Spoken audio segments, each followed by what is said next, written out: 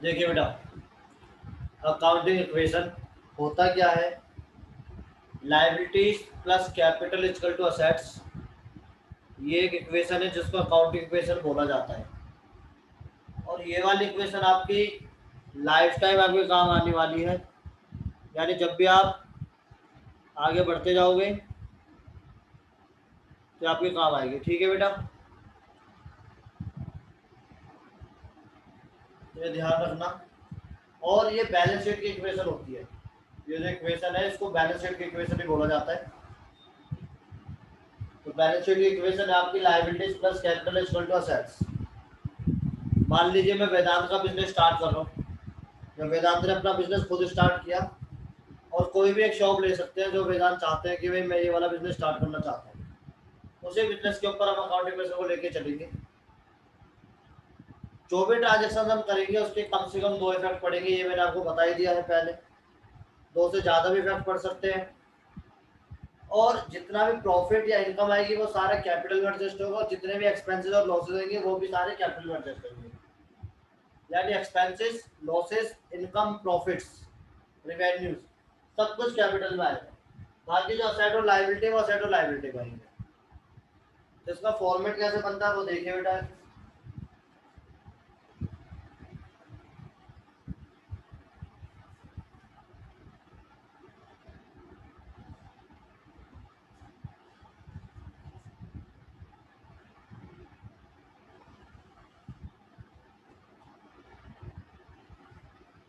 और यहाँ ले लेते हैं हम लायबिलिटीज प्लस कैपिटल,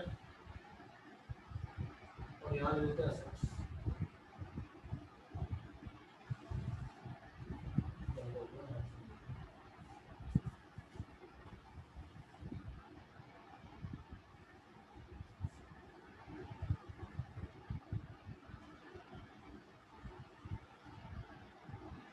ठीक है बेटा, यहाँ पर आप नाम दे सकते हैं तो पर्टिकुलर दे दीजिए, या फिर चाहो तो आप ट्रांजेक्शन भी नाम दे सकते हो। बिजनेस स्टार्ट करते हैं। मान लीजिए गारमेंट्स का बिजनेस स्टार्ट करा तो पहली ट्रांजेक्शन आपकी, Vedant started business with cash ₹5 lakh।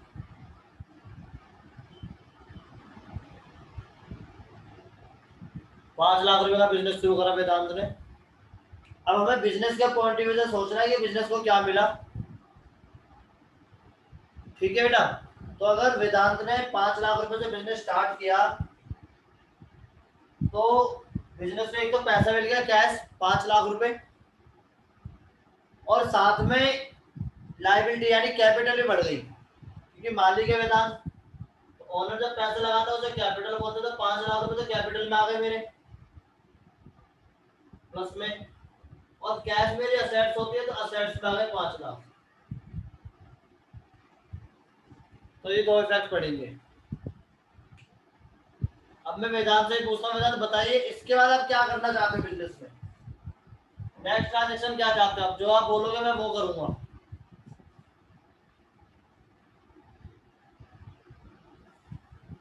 Sir 2 lakh रुपए का गुड्स सेल किए।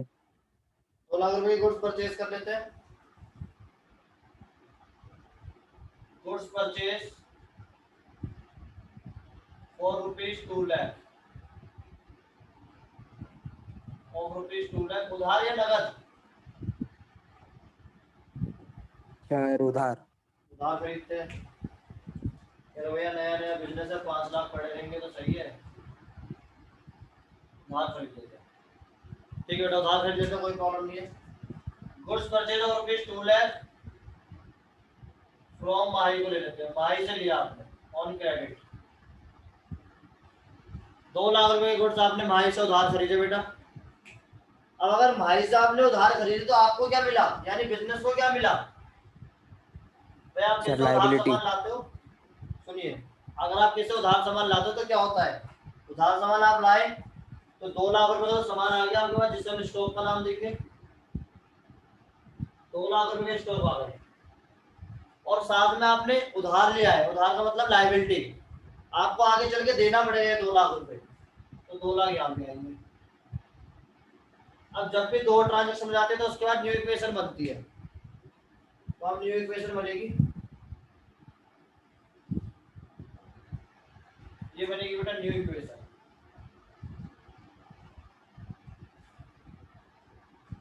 ठीक है, यहाँ आ गया 2 लाख प्लस 5 लाख, यहाँ आ जाएगा 5 lakh plus 2 lakh.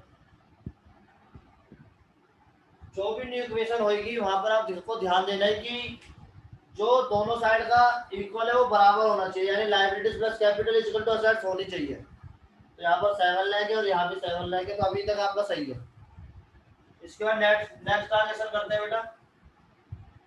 Next transaction में क्या है कि गुड्स खरीदे आपने तो गुड्स बेच देते हैं। अब बेच देते हैं गुड्स सोल्ड टू, बैंक को इंक्लूड कर लेते हैं, बैंक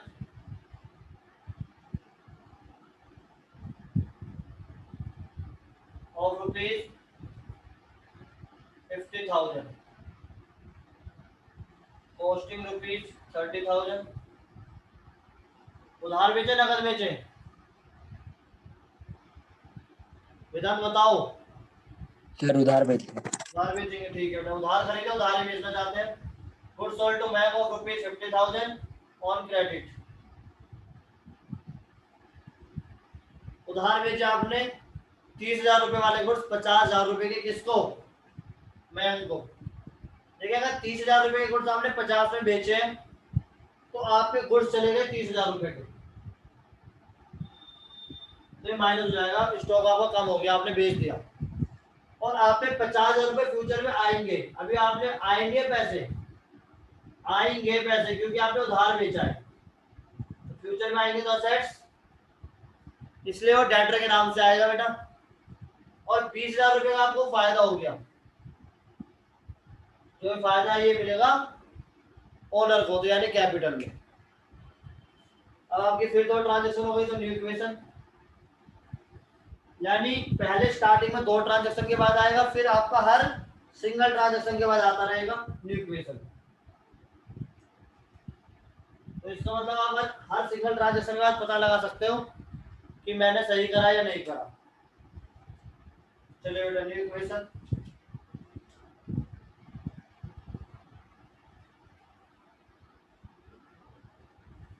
कितना आना चाहिए? ये तो 2 लाख पे 2 लाख ही आएगा, इसमें कोई चेंजेस नहीं, वो कैंसिल होता है।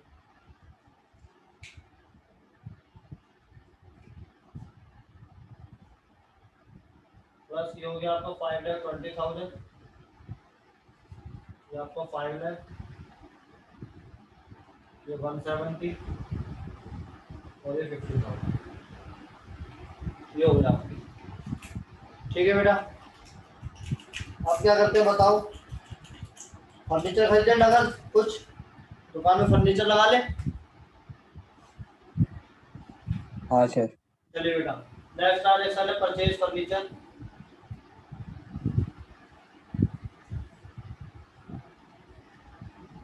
For cash rupees 1 lakh, 1 lakh रुपए का आपने फर्नीचर लगवाया दुकान में। ठीक है, अगर फर्नीचर लगाया नगद लगवाया तो आपका 1 लाख रुपए चला गया और फर्नीचर आ गया, 1 लाख रुपए का फर्नीचर आ गया। ठीक है बेटा, तो 4 ट्रांजेक्शन हो गई हमारी। अब इसके बाद फिर जो इक्वेशन आएगी उसे न्यू इक्वेशन बोलेंगे, बट यहाँ पर हमारे पास बोर्ड पे स्पेस है तो इसे हम फाइनल इक्वेशन लिख रहे हैं। फाइनल इक्वेशन, तो लास्ट इक्वेशन होती है तो फाइनल इक्वेशन बोलते हैं। फाइनल इक्वेशन, ये सेम टूल है, ये भी सेम 520, यहाँ पर कोई फर्क नहीं पड़ा। ये आपका आ गया 4 लाख, ये 170, ये 50,000 और ये 1 लाख। ठीक है बेटा, तो आपका जो आंसर होता है लास्ट में वो ये वाला आंसर होगा जो फाइनल इक्वेशन हुई थी। तो फाइनल इक्वेशन आपका आंसर है शायद थोड़ा सा नहीं दिख रहा।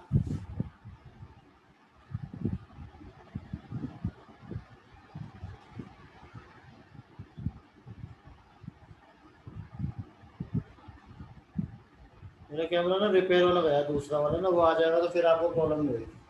ट्राई करता हूँ आज उसको कॉन्टेक्ट करके कि आज आ जाए तो सही। ठीक है बेटा।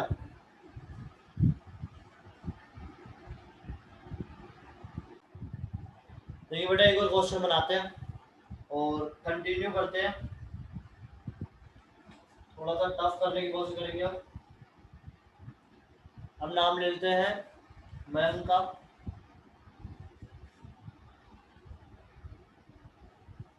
मैम स्टार्टेड बिजनेस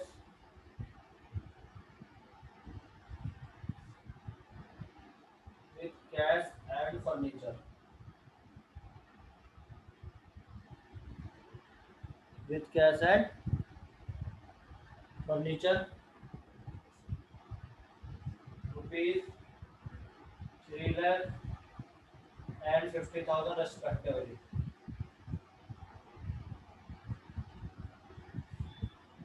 देखिए बेटा क्वेश्चन क्या बोल रहा है। क्वेश्चन कह रहा है कि मयंक ने बिजनेस स्टार्ट करा और 3 लाख रुपए पैसा दिया बिजनेस को कि भाई 3 लाख रुपए से मैं बिजनेस शुरू कर रहा हूँ, और इनपे थोड़ा फर्नीचर रखा हुआ था ऑलरेडी 50,000 रुपए का, तो वो भी इन्होंने बिजनेस में ही लगा दिया। यानी बिजनेस को क्या मिल गया, एक तो पैसा मिल गया 3 लाख रुपए,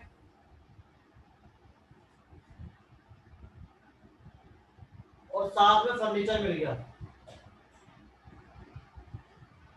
50,000 रुपए का, और टोटल एक तरीके से मैंने 3.5 लाख रुपए लगाए, 3,50,000। ठीक है बेटा। नेक्स्ट मैम ने क्या सोचा, मैम ने कह रहा भाई मैं कैश में ट्रांजेक्शन कम करूंगा और मैं बैंक में ट्रांजेक्शन ज्यादा करूंगा। तो इन्होंने सबसे पहले बैंक अकाउंट ओपन किया। ओपन है बैंक अकाउंट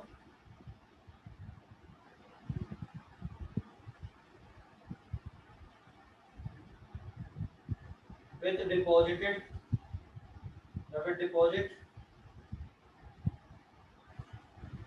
₹1,50,000। इन्होंने सोचा कि भाई सबसे पहले मैं क्या करता हूँ, बिजनेस को एक करंट अकाउंट खोलता हूँ बिजनेस का, और बैंक अकाउंट खोल लिया इन्होंने, उसमें 1.5 लाख रुपए डिपॉजिट करा। अगर इन्होंने 1.5 लाख रुपए डिपॉजिट करा तो बेटा पैसा तो चला गया। अगर आप 1.5 लाख रुपए डिपॉजिट करके आओगे बैंक में तो आपकी पॉकेट से पैसा तो गया, तो पैसा गया तो पैसा कम हो जाएगा 1,50,000 रुपए से, और अब बैंक में आ गया तो बैंक में बढ़ जाएगा। बैंक में मेरे असेट्स होती है, तो 1.5 लाख रुपए का पैसा गया और बैंक में वो ऐड हो गया। इसका मतलब आपकी जो नई ट्रांजेक्शन आएगी, न्यू इक्वेशन आएगी, वो आएगी 3,50,000। तो आपको कैपिटल आएगा, 150 का कैश है, प्लस 50,000 का फर्नीचर है, प्लस 150 का बैंक है। ठीक है बेटा। अब हम क्या करते हैं, अब हम दोनों चीज खरीद लेते हैं। दोनों चीज का मतलब परचेज करते हैं उधार पे और नगद भी, दोनों तरीके से। तो देखिए कैसे होगा। नेक्स्ट है आपका goods purchase for cash ₹50,000 and on credit ₹1,50,000। Goods खरीदे, स्पेशली नाम मेंशन नहीं किया गया है। गुड्स खरीदे आपने 50,000 रुपए के तो नगद और 1.5 लाख रुपए के उधार। यानी 50,000 रुपए गुड्स तो आपने जो खरीदे हैं उसके पैसे दे दिए साथ के साथ, बट जो 1.5 लाख रुपए के और खरीदे उसके पैसे नहीं दिए। तो टोटल गुड्स आपने कितने के खरीदे बताइए, कोई भी स्टूडेंट, टोटल गुड्स कितने के खरीदे। सर एक बार रिपीट करो ना क्वेश्चन। दोबारा सुनिए बेटा। Goods purchase for cash ₹50,000 and on credit ₹1,50,000। हमने 50,000 रुपए के नगद गुड्स खरीदे और 1.5 लाख रुपए के उधार। तो टोटल कितने गुड्स खरीदे। सर 2 लाख। 2 लाख रुपए के हमने गुड्स खरीदे बेटा, 2 लाख के। तो 2 लाख तो हमारा स्टॉक आ जाएगा।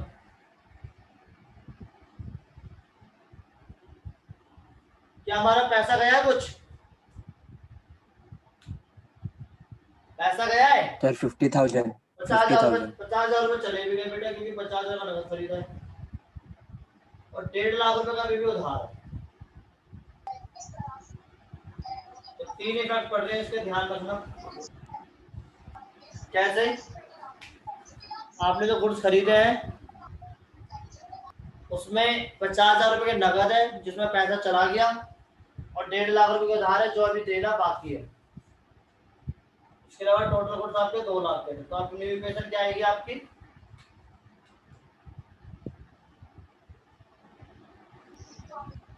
इक्वेशन आएगी बेटा 1.5 लाख के तो आपकी लायबिलिटी हो गई, जिसमें आपको क्रेडिटर्स है, प्लस 3,50,000 की आपकी कैपिटल है जो स्टार्टिंग में थी। क्या साहब तो सिर्फ 1 लाख बचा है। स्क्रीन दिखाई नहीं दे रही आपकी।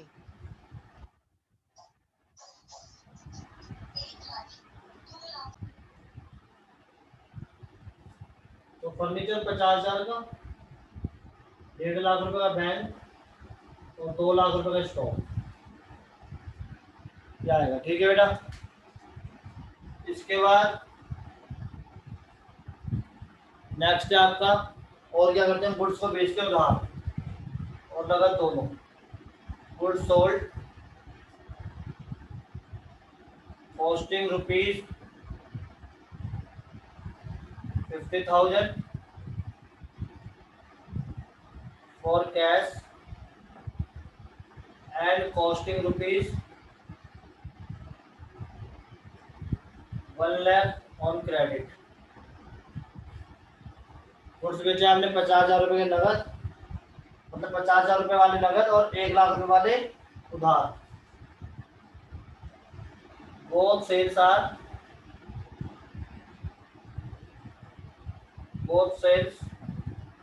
at 20% प्रॉफिट ऑन कॉस्ट, यानी जो कॉस्ट के उसमें 20% का प्रॉफिट भी है। अब समझिए ध्यान से, गुड्स आपने बेचे 50,000 रुपए के और 1 लाख रुपए, यानी टोटल गुड्स आपके 1.5 लाख के चले गए। तो गुड्स में से चलेगा 1.5 लाख,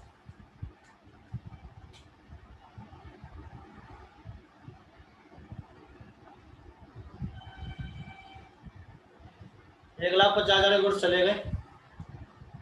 अब आएंगे कितने? 50,000 में अगर 20% प्रॉफिट जोड़ोगे तो 60,000 रुपए बनेंगे बेटा, यानी 50,000 में 20% प्रॉफिट यानी 10,000 रुपए और प्रॉफिट हो गया तो 60,000 रुपए बने। और 1 लाख का 20% जोड़ोगे तो 1,20,000, यानी 1,20,000 के डेटर हो गए।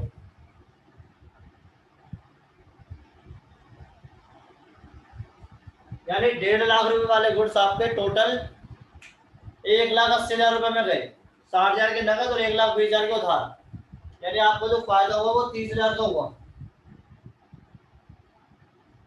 जो ओनर को मिल जाएगा। ठीक है बेटा। तो आपकी फिर फाइनल इक्वेशन आ जाएगी,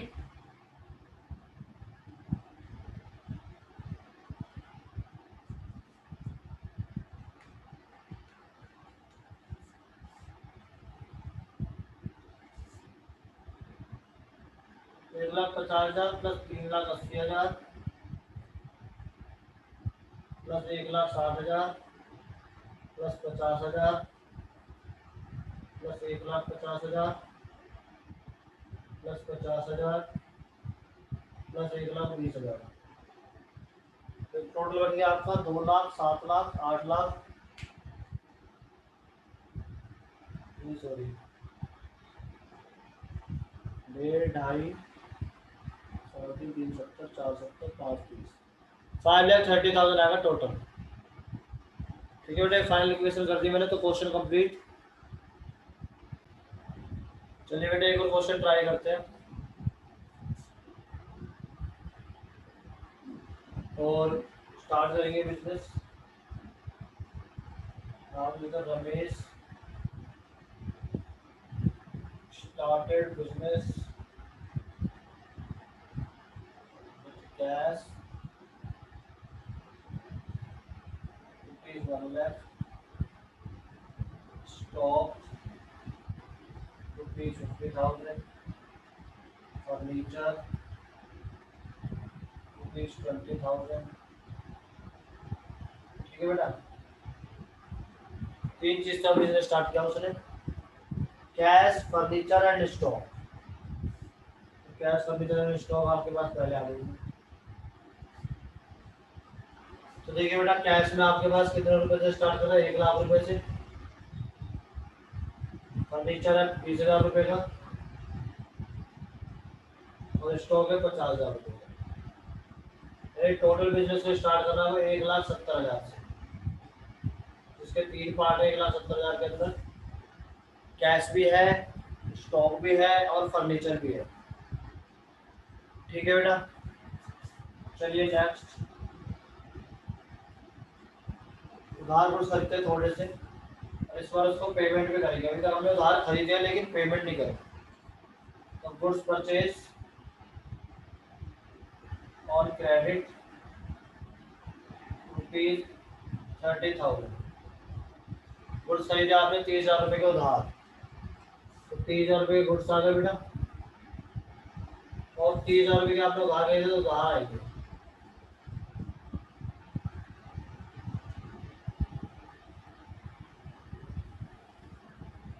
तो आपकी न्यू इक्वेशन आ जाएगी।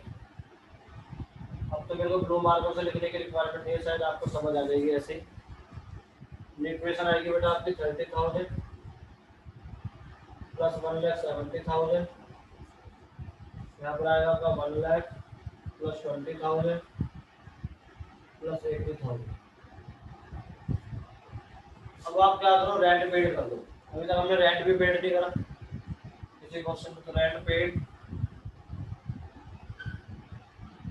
₹10,000 एंड आउटस्टैंडिंग ₹3,000। अब आपने क्या करा, 3,000 रुपये का रेंट आपका आउटस्टैंडिंग है, और 10,000 रुपये आपने पेड कर दिया। 10 की जगह हम 9 ले लेते हैं। तो 9,000 रुपये आपने पेड कर दिया और 3,000 रुपये अभी भी उधार है। टोटल 12,000 रुपये रेंट बन रहा था। तो पैसे आपके 9,000 रुपये चले गए, और टोटल आपका खर्चा 12,000 का है। यहाँ पर लिख लीजिए क्रेडिटर्स प्लस आउटस्टैंडिंग। तो आउटस्टैंडिंग प्लस हो जाएगा आपका 3,000। 3,000 रुपये का आपका उधार और बढ़ गया, जो आपको अभी देना बाकी है रेंट के। रेंट का उधार है 3,000 रुपये। तो आपका आएगा बेटा न्यू इक्वेशन। 30,000 तो आपके उधार कुछ खरीदे थे वो है, 3,000 रुपये आपने रेंट के लिए दिए वो है, और ये आपका बन गया 158, ये आपका बच गया 91 प्लस 20 प्लस 80,000। ठीक है बेटा, अब हम पेमेंट कर देते हैं। जो हमने उधार खरीदा था 30,000 रुपये का, उसको पेमेंट करते हैं। Payment to creditors ₹29,500 for is full settlement.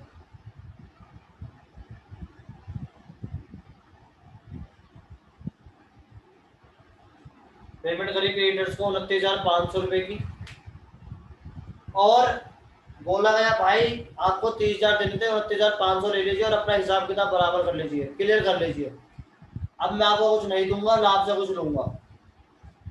तो टोटल मेरा पैसा जो गया वो मान गया 29,500 रुपये, बट मेरा उधार 30,000 रुपये से कम हो गया।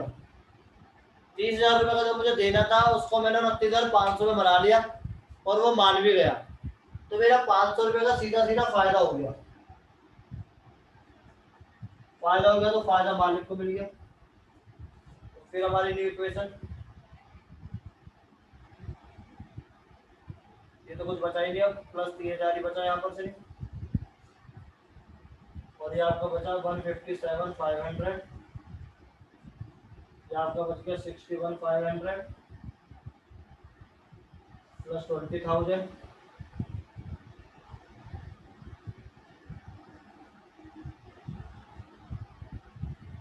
Plus 80,000।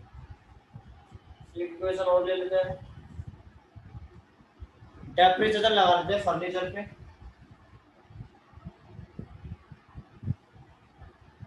Depreciation on furniture at the rate 10% पर है। 10% जो है फर्नीचर हमारा घिसता है पूरे साल में। तो फर्नीचर की वैल्यू 20,000 रुपये, तो इसको जो घिसा वो 2,000 रुपये का घिसा, तो 2,000 रुपये कम हो गए, मेरा खर्चा है तो मालिक का पैसा कम हो जाएगा 2,000 रुपये। अब आ जाएगी मेरी फाइनल इक्वेशन।